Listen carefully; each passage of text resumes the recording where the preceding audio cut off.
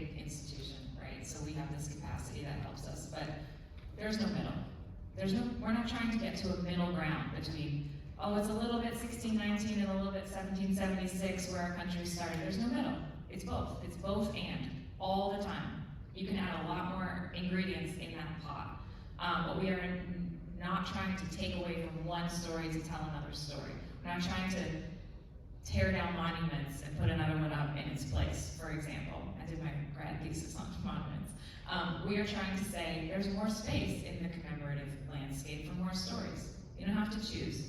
I'm not saying, monuments are a complicated example, but that's kind of my take. Do you have any thoughts? Yeah, I have an actual disagreement on that. I think there are stories that, at least in my work, I'm trying to shadow. So a very easy example is Christopher Columbus discovered America and was a benefit to a lot of the indigenous people and generally a hero of American history. That's a myth. Yeah, it's a myth, exactly. So, but that's a story that's being told about history. And that's something that a lot of times, even in the city of New Haven, which is where Yale is, there's a huge Italian immigrant population. That was something that was constantly being talked about, and there were protests, counter-protests about this specific narrative. In my TikToks, if I were to ever create one, I would share content that pulls people in, maybe questioning whether that's real, and then trying to get them to change and move to that side. So for a lot of the content that I would create, I am also not looking for a middle ground, but instead trying to get people to a truer history, of course engaging with my community,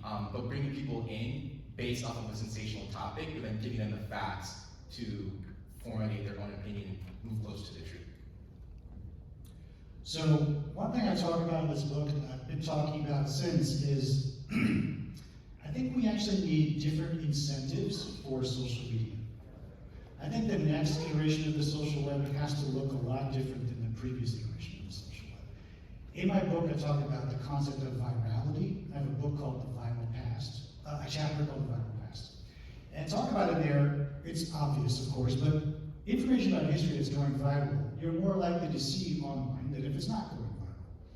What does that incentivize people to do? It doesn't incentivize them to produce good history online. It incentivizes them to find formulas to send information viral through networks. Because if they do that, they will get rewarded by the ecosystem with money, attention, and influence, right? So what if we had a social web that didn't incentivize and reward virality, but instead rewarded and incentivized accuracy, or thoroughness, or slowness, as opposed to speed? So that's kind of where my mind has been going lately. And I think that social web is possible, but it needs to be designed with intentionality. And it needs to be designed by a diverse group of stakeholders in the room, not just a bunch of engineers and venture capitalists in Silicon Valley. Thank you, everyone. All right, thanks everyone. That's all we have. We'll be here for any questions.